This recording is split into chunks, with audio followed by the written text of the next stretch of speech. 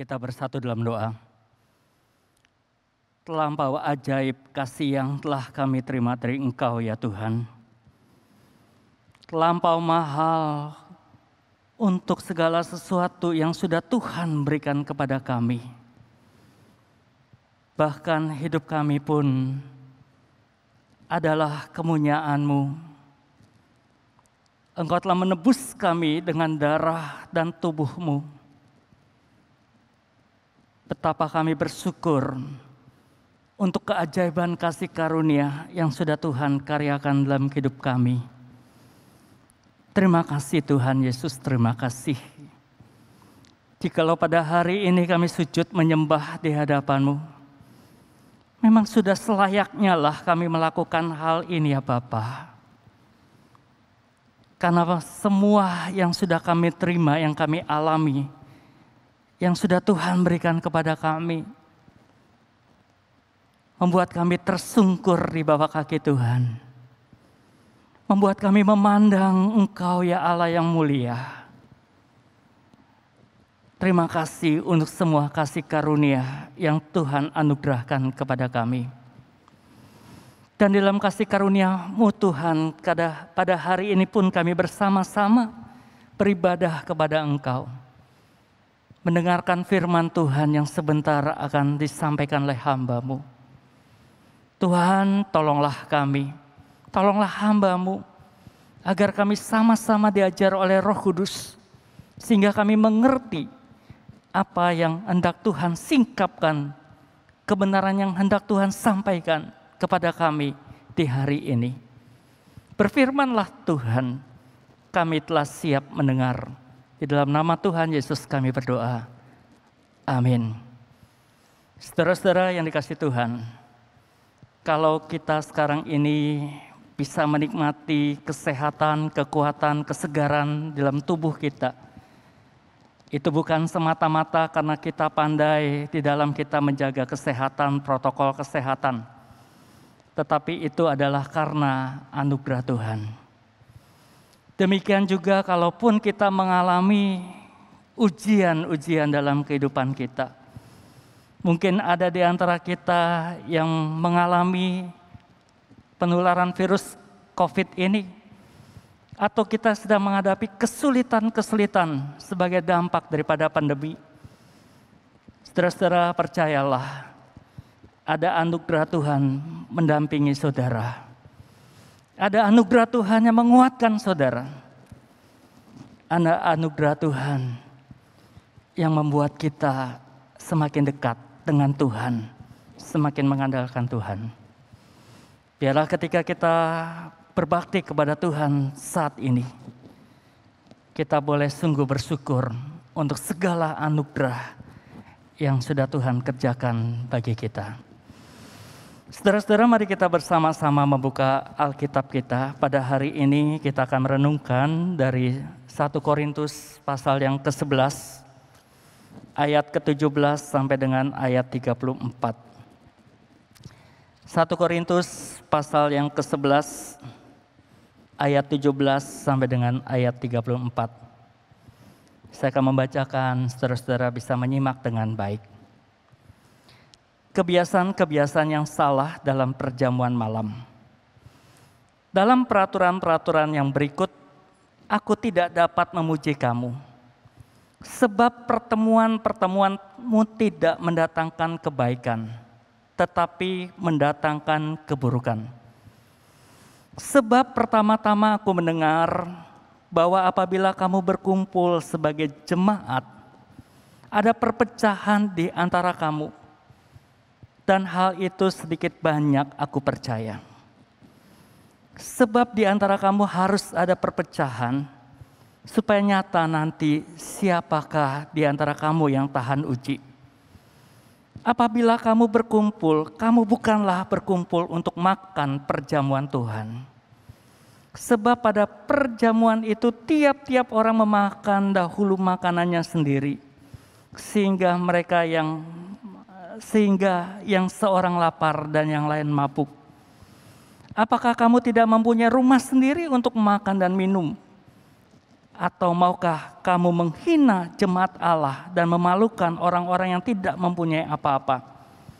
Apakah yang kukatakan kepadamu? Memuji kamu? Dalam hal ini aku tidak memuji. Sebab apa yang telah kuteruskan kepadamu telah aku terima dari Tuhan. Yaitu bahwa Tuhan Yesus pada malam waktu ia diserahkan mengambil roti.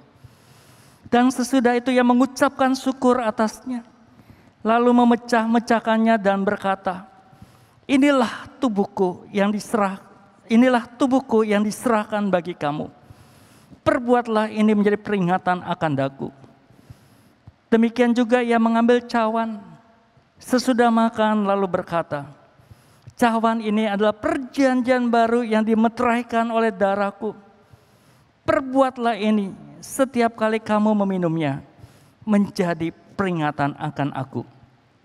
Sebab setiap kali kamu makan roti ini dan minum cawan ini, kamu memberitakan kematian Tuhan sampai ia datang. Jadi barang siapa dengan cara yang tidak layak makan roti dan minum cawan Tuhan, ia berdosa terhadap tubuh dan darah Tuhan. Karena itu, hendaklah tiap-tiap orang menguji dirinya sendiri. Dan baru sesudah itu ia makan roti dan minum dari cawan itu. Karena barang siapa makan dan minum tanpa mengakui tubuh Tuhan, ia mendatangkan hukuman atas dirinya. Sebab itu banyak di antara kamu yang lemah dan sakit dan tidak sedikit yang meninggal. Kalau kita menguji diri kita sendiri, hukuman tidak menimpa kita. Tetapi kalau kita menerima hukuman dari Tuhan, kita dididik supaya kita tidak akan dihukum bersama-sama dengan dunia. Karena itu saudara-saudaraku, jika kamu berkumpul untuk makan, nantikanlah olehmu seorang akan yang lain. Karena ada orang yang lapar, baiklah ia makan dahulu di rumahnya, supaya jangan kamu berkumpul untuk dihukum. Hal-hal yang lain akan kuatur kalau aku datang. Sedemikian jauh pembacaan firman Tuhan. Saudara-saudara yang dikasihi Tuhan, ada seorang yang datang kepada gembalanya, dan orang ini menceritakan pengalamannya mengenai perjamuan kudus. Saudara, ia mengatakan ketika pertama kali menerima perjamuan kudus, saat dia disidi di gerejanya, saudara-saudara, ada tradisi sidi langsung menerima perjamuan kudus, saudara. Dia mengatakan, saya sangat terharu. Saya meneteskan air mata.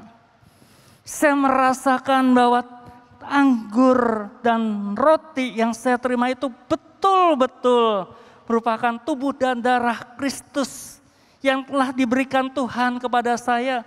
Dan itu kemudian menyatu di dalam diri saya. Dan dia mengatakan beberapa kali mengikuti perjamuan kudus, perasaan yang sama itu ada di dalam hatinya. Dia terharu akan pengorbanan Kristus. Akan tetapi kemudian saudara ini mengatakan, tetapi setelah saya melakukannya bertahun-tahun, kok rasanya sekarang mengikuti perjamuan kudus sebagai sesuatu yang hambar, yang tidak lagi istimewa. Bahkan ketika diberitahu bahwa hari ini kita akan mengadakan perjamuan kudus, rasanya berat.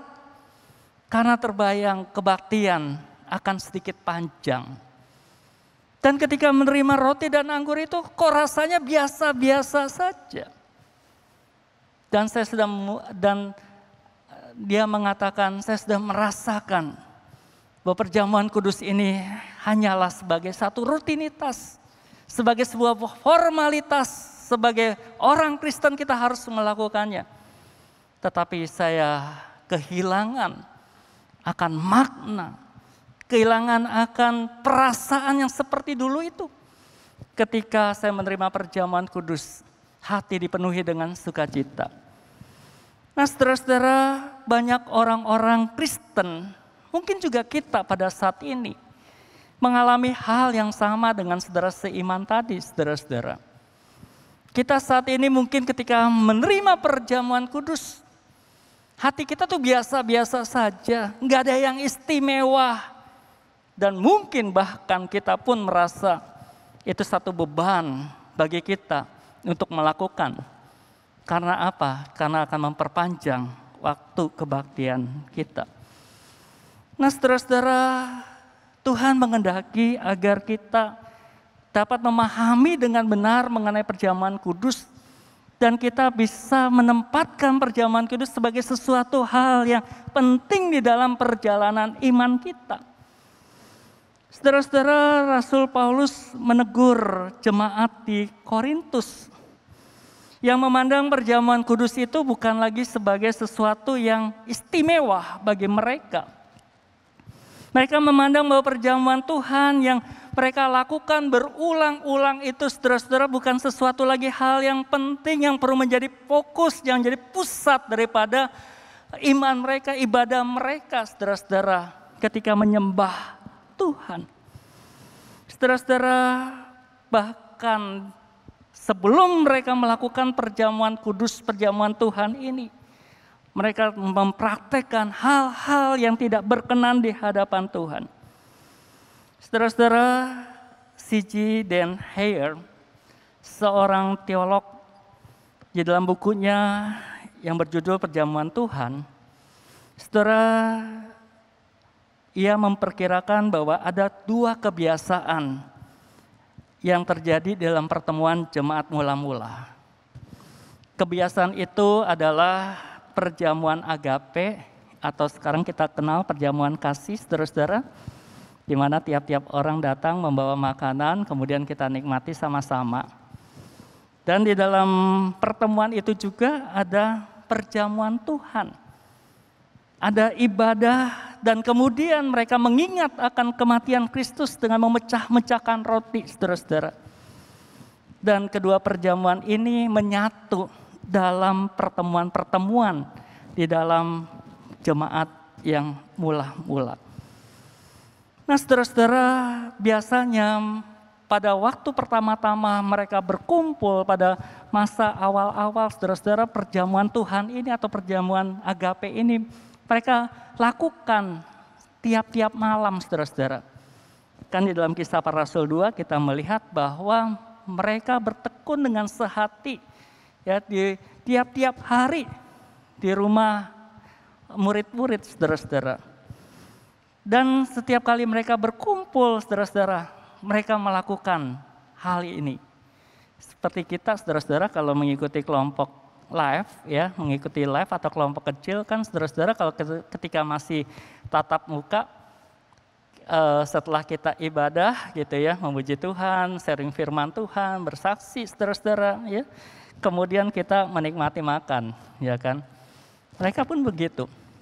Bedanya mereka makan dulu, saudara-saudara, karena hari sudah malam, ya, mungkin mereka masih baru pulang dari kegiatan mereka makan dulu, perjamuan kasih dulu, kemudian baru mereka melakukan perjamuan Tuhan, saudara-saudara. Nah, saudara-saudara, tetapi saudara, ada hal yang menjadi persoalan serius di dalam pertemuan-pertemuan itu. Masalahnya apa? Masalahnya adalah ketika mereka berkumpul, saudara-saudara, Rasul Paulus mengatakan bahwa pertemuan-pertemuan itu tidak mendatangkan kebaikan, tetapi mendatangkan keburukan.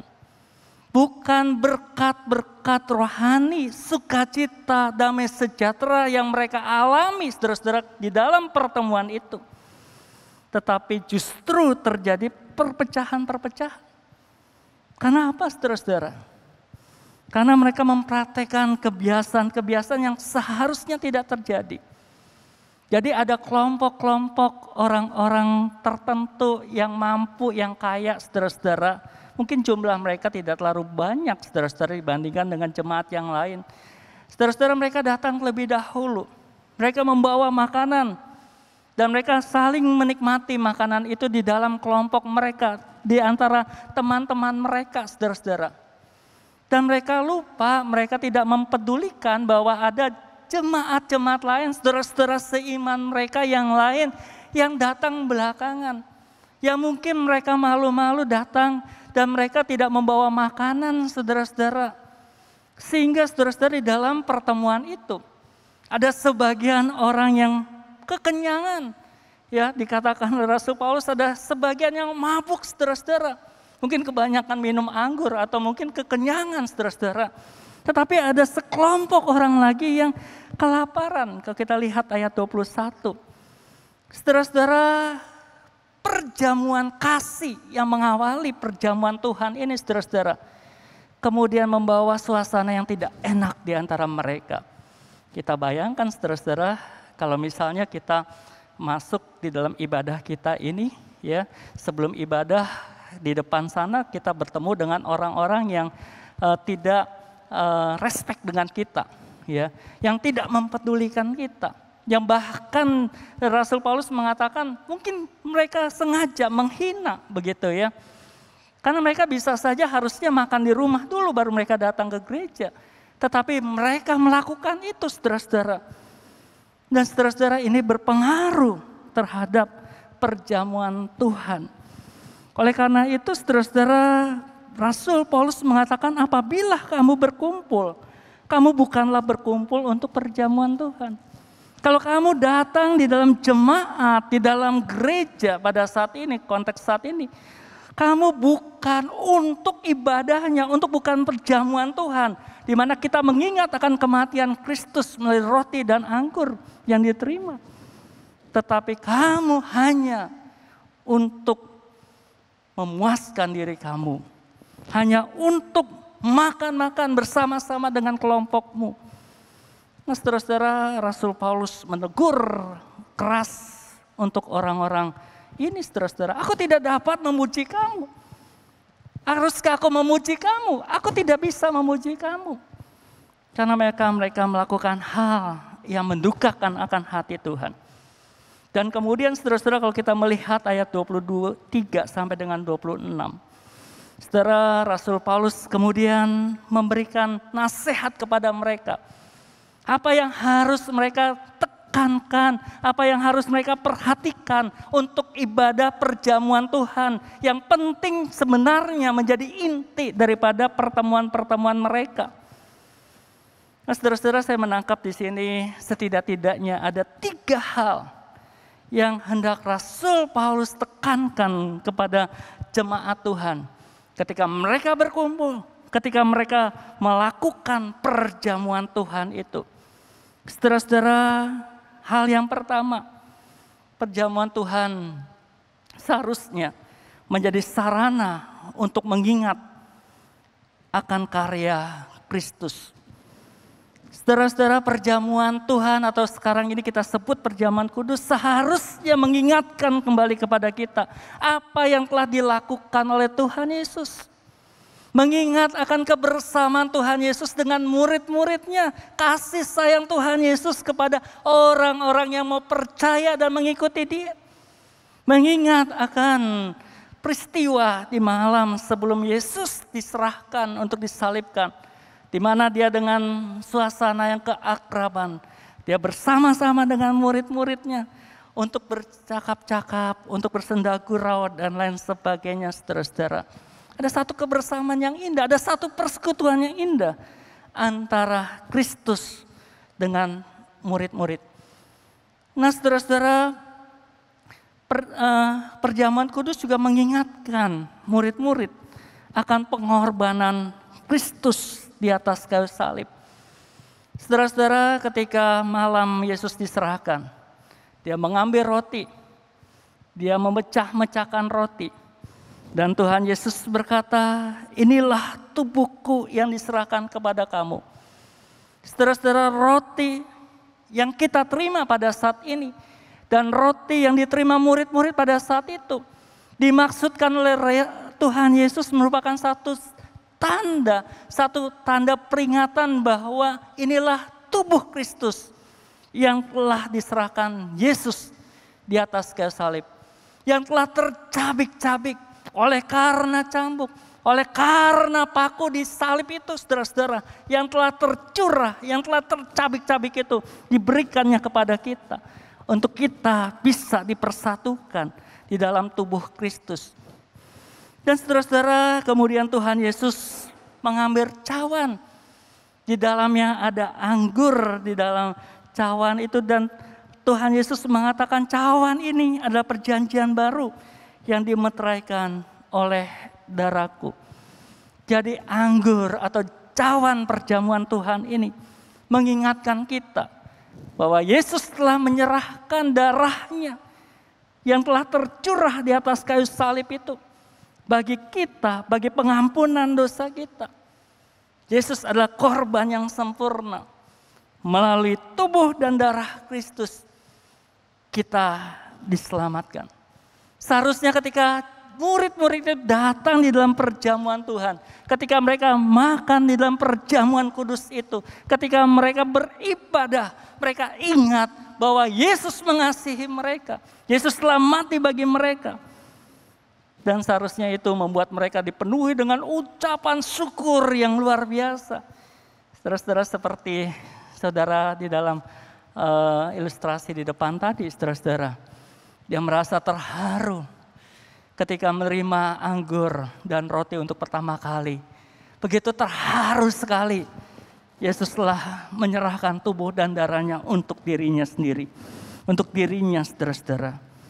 Dan saudara-saudara, perjamuan kudus juga merupakan sarana untuk kita mengingat. Murid-murid mengingat akan pesan dan perintah yang Tuhan berikan. Karena di dalam perjamuan Tuhan itu, Tuhan Yesus berkata, perbuatlah ini menjadi peringatan akan daku. Sesudah dia memberikan roti, Tuhan mengatakan, perbuatlah ini menjadi peringatan akan daku. Sesudah dia memberikan cawan itu kepada murid-murid dan berkata, perbuatlah ini menjadi peringatan akan daku. Saudara-saudara, ketika kita mengingat pesan Tuhan dan kita melakukan, bukankah itu menunjukkan bahwa kita adalah orang-orang yang taat kepada Tuhan. Orang-orang yang setia, orang-orang yang mau dengar-dengaran kepada Tuhan. Nah, oleh sebab itu saudara-saudara, dalam perjamuan kudus ini atau perjamuan Tuhan itu merupakan satu hal yang penting. Ini yang harus diketahui oleh orang-orang di zaman masa itu di jemaat Korintus dan juga pada saat kita di saat ini, saudara-saudara. Perjamuan kudus merupakan sarana untuk kita mengingat akan karya Kristus bagi kita. Kemudian hal yang kedua, saudara-saudara, perjamuan kudus merupakan sarana bagi kita untuk memberitakan kematian Tuhan. Pada ayat 26 Rasul Paulus mengatakan, setiap kali kamu makan roti ini dan minum cawan ini, kamu memberitakan kematian Tuhan sampai Ia datang.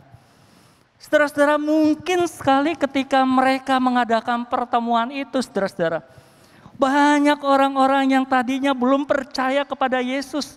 Mereka datang di dalam pertemuan-pertemuan itu. Kemudian mereka menyaksikan, saudara-saudara, akan perjamuan Tuhan yang mereka lakukan. Saudara, firman Tuhan atau perjamuan Tuhan itu menjadi satu sarana visual bagi mereka untuk mereka lebih memahami akan makna kematian Kristus, saudara-saudara. Saudara, saya pernah membaca, ketika kita mendengar, mungkin kita hanya berapa persen saja yang ada di ingatan kita. Tetapi kalau kita melihat, maka bertambah beberapa persen lagi untuk kita hayati. Dan itu akan bertambah-tambah kalau kita lakukan, saudara-saudara. Saudara yang dikasihi oleh Tuhan. Oleh sebab itu mengapa kami hamba-hamba Tuhan perlu menggunakan PowerPoint, saudara-saudara. Jadi ketika saudara mendengar, saudara bisa melihat gitu, saudara-saudara. Dan perjamuan kudus ini bukan saja saudara mendengar, saudara melihat, tetapi kita sama-sama melakukan. Wah, itu sungguh-sungguh mengingatkan kita, memberikan inspirasi kepada kita, memberikan gelora yang baru kepada kita. Dan khususnya dalam hal ini, memberitakan kematian Tuhan. Bagi orang-orang yang baru datang, mereka mengerti bahwa Yesus telah mati bagi mereka. melalui kebenaran visual yang mereka lihat, yang mereka ikuti, saudara-saudara. Dan saudara-saudara, perjamuan kudus ini seharusnya juga memotivasi mereka bahwa banyak orang-orang di luar sana yang belum percaya kepada Tuhan Yesus. Mereka membutuhkan akan anugerah Tuhan. Mereka membutuhkan akan tubuh dan darah Kristus dalam kehidupan mereka agar mereka diselamatkan. Saudara-saudara, demikian juga bagi kita saat ini. Perjamuan kudus seharusnya menjadi sarana bagi kita untuk menggelorakan kembali, memotivasi kembali bahwa banyak orang-orang di luar sana, banyak anggota keluarga besar kita mungkin saudara-saudara yang belum percaya kepada Yesus. Dan saudara-saudara, Rasul Paulus mengatakan, sebab setiap kali kamu makan roti ini dan minum cawan ini, kamu memberitakan kematian Tuhan sampai Ia datang. Artinya apa, saudara-saudara? Tuhan, dalam hal ini Rasul Paulus menyampaikan bahwa sarana perjamuan kudus ini harusnya dilakukan terus-menerus sampai kedatangan Kristus yang kedua kali. Ini juga mengandung satu pengharapan bahwa Yesus pasti datang. Satu hari kelak Yesus pasti datang. Dan ketika kita menanti-nantikan kedatangan Kristus, saudara-saudara, mari kita gunakan sarana perjamuan Tuhan ini untuk memberitakan kematian Kristus, memberitakan pengorbanan Kristus. Dan yang terakhir, saudara-saudara, perjamuan Tuhan seharusnya menjadi sarana untuk menguji diri. Saudara-saudara, Rasul Paulus mengatakan kepada jemaat di Korintus, barang siapa dengan cara yang tidak layak makan roti dan cawan ini, ia berdosa terhadap tubuh dan darah Tuhan. Karena itu hendaklah tiap-tiap orang menguji dirinya sendiri, baru sesudahnya ia makan roti dan minum dari cawan itu.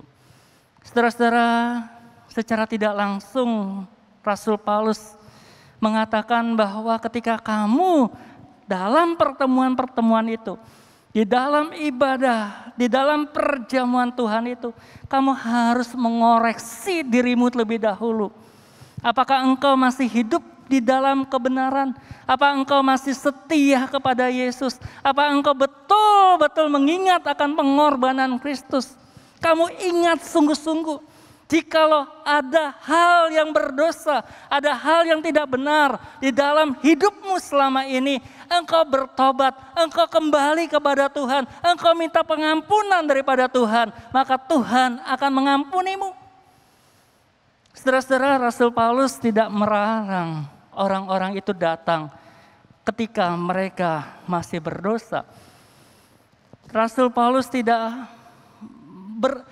bermaksud mengatakan di dalam pertemuan ini adalah pertemuan-pertemuan yang bebas dosa. Orang-orang yang betul-betul sudah seperti malaikat, yang sudah sempurna. Tidak, saudara-saudara. Saya menangkap bahwa Rasul Paulus hendak mengatakan, ketika engkau mengikuti perjamuan Tuhan, ketika engkau sedang dalam ibadah ini, ujilah dirimu sendiri. Ujilah dirimu apakah ada dosa-dosa yang kau harus perbaiki, yang kau bereskan dalam kehidupanmu, baru engkau menerima perjamuan Tuhan ini. Inilah saudara-saudara, makanya Rasul Paulus mengatakan, sesudah itu engkau baru boleh, sesudah itu ia makan roti dan minum dari cawan itu. Sesudah apa, saudara-saudara? Sesudah kita mengadakan pemberesan dengan Tuhan. Sesudah kita mengakui dosa-dosa kita dengan Tuhan. Saudara-saudara, sarana perjamuan kudus bisa menjadi sarana untuk kita menguji diri sendiri. Ini penting sekali, saudara-saudara. Seringkali kita merasa bahwa kita sudah benar. Kita sudah melakukan apa yang seharusnya. Tetapi ada saat-saat kita merenungkan apakah kita sudah melakukan hal yang benar. Saudara-saudara, bukankah setiap ulang tahun, ini yang biasa saya lakukan, saudara-saudara. Malam ketika saya besoknya berulang tahun, Saya berdiam diri di hadapan Tuhan. Saya mengingat kembali perjalanan kehidupan saya selama 1 tahun di dalam usia yang Tuhan tambahkan. Dan juga saya biasa lakukan saudara-saudara ketika malam tahun baru. Saya mengingat lagi selama tahun ini apa ya yang menjadi kekurangan-kekurangan saya. Dan saya minta Tuhan ampuni saya ketika saya melakukan hal-hal yang tidak berkenan di hadapan Tuhan. Saudara-saudara, perjamuan kudus ini juga demikian. Menjadi momen bagi kita untuk kita kembali memeriksa diri kita. Apakah kita sudah benar di hadapan Tuhan? Apakah kita mengabaikan saudara-saudara seiman kita? Apakah kita tidak mempedulikan orang-orang yang terdekat dengan kita? Perjamuan kudus ini menjadi sarana untuk kita membereskan diri kita, bertobat, dan mengakui dosa-dosa. Dan sesudah itu kita baru makan roti dan anggur dari perjamuan Tuhan. Nah saudara-saudara, John Wesley, pelopor gerakan Metodis di Inggris, saudara-saudara, juga mengatakan bahwa perjamuan kudus adalah salah satu sarana anugerah. Mungkin saudara-saudara ada yang masih belum memahami apa sih sarana anugerah Tuhan. Saudara-saudara, saya mengutip perkataan John Wesley ya, yang ditulis di satu bukunya, saudara-saudara. Di situ dia mengatakan bahwa sarana anugerah adalah cara-cara di mana Tuhan bekerja tanpa terlihat dalam diri murid untuk menghidupkan, memperkuat dan meneguhkan iman. Sarana anugerah adalah cara yang Tuhan pakai supaya kita semakin kuat, semakin teguh di dalam iman kita. John Wesley mengatakan bahwa ada 2 kategori besar di dalam sarana anugerah. Sarana anugerah Tuhan dapat kita terima secara individual, yaitu melalui doa. Ketika kita berdoa, kita semakin intim, kita bisa mengalami Tuhan, kita bercakap-cakap dengan Tuhan, iman kita semakin bertumbuh, saudara-saudara. Demikian juga ketika kita berpuasa, kita memperdalam Alkitab, pengajaran kitab suci. Dan John Wesley mengatakan hidup sehat juga sarana anugerah. Ketika kita menikmati kesehatan sehari-hari, seharusnya ini kita pandang sebagai sarana anugerah untuk kita semakin intim dengan Tuhan, bersyukur kepada Tuhan. Dan saudara, John Wesley mengatakan ada sarana anugerah yang bisa kita peroleh melalui komunal bersama-sama dengan saudara-saudara seiman, yaitu ibadah atau worship. Ketika kita berkumpul untuk beribadah kepada Tuhan, itu merupakan sarana anugerah Tuhan untuk kita bertumbuh dalam iman. Demikian juga perjamuan kudus, baptisan, dan juga konferensi-konferensi, pertemuan-pertemuan untuk membicarakan pelayanan bagi pekerjaan Tuhan, itu juga merupakan sarana anugerah Tuhan. Nah saudara-saudara, oleh karena John Wesley melihat bahwa perjamuan kudus ini merupakan bagian dari perjamuan sarana anugerah Tuhan, maka setiap kali pada masa John Wesley, saudara-saudara, ketika orang-orang berkumpul untuk melakukan perjamuan kudus, ada 2 hal yang ditanyakan oleh John Wesley, ditanyakan oleh pemimpin-pemimpin dari gerakan Metodis pada saat itu, untuk mereka renungkan, untuk mereka jawab 2 pertanyaan ini. Yang pertama, saudara-saudara, apakah kamu mengerti maksud dan tujuan kebiasaan kudus ini? Ketika kamu menerima roti dan anggur, apa engkau mengerti untuk apa sih engkau menerima itu? Untuk apa engkau memakan dan meminum perjamuan Tuhan itu? Apakah engkau mengerti maksud ini? Ini ditanyakan terus, saudara-saudara. Apakah kita mengerti? Saudara-saudara, sebentar lagi kita akan menerima sakramen. Untuk anggur dan roti yang akan kita terima. Untuk apa, saudara-saudara? Tujuannya apa? Maksudnya apa, saudara-saudara? Nah, itu ditanyakan. Karena John Wesley tahu ini ada hal penting. Yuk terima perjamuan kudus bukan sekedar formalitas, bukan sebagai rutinitas gereja, bukan. Nah saudara-saudara, ada pertanyaan kedua. Apakah kamu benar-benar merindukan menjadi sama dengan Kristus sampai pada kematiannya? Apakah kamu ingin terus mengalami proses kesempurnaan di dalam Kristus sehingga semakin hari engkau semakin baik, semakin hari engkau semakin serupa dengan Kristus sebagaimana yang dikehendaki oleh Tuhan?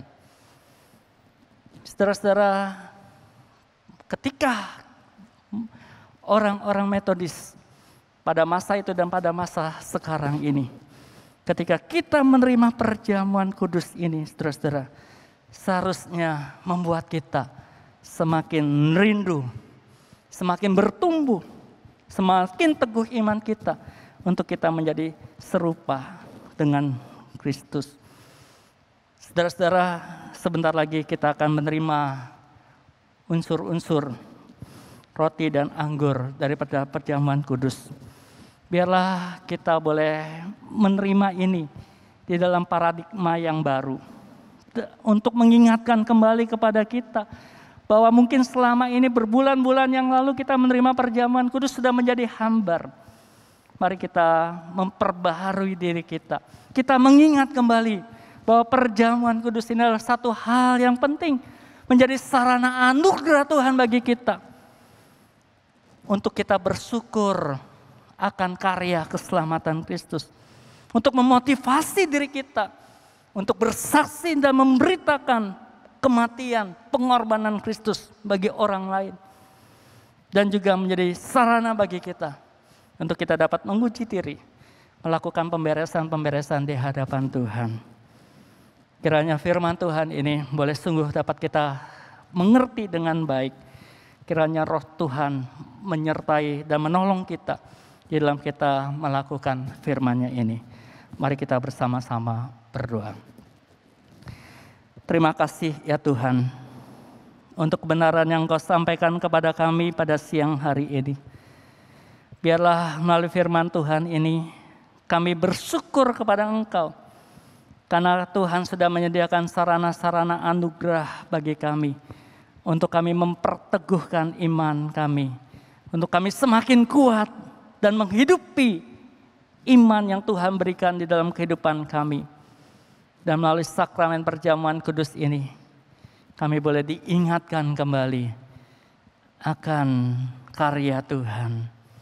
Untuk kami memotivasi diri kami. Untuk memberitakan kematian Tuhan.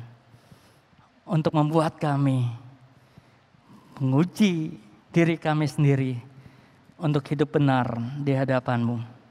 Terima kasih Tuhan, tolonglah kami untuk kami ingat dengan baik dan kami lakukan dalam kehidupan kami. Dalam nama Tuhan Yesus kami berdoa. Amin.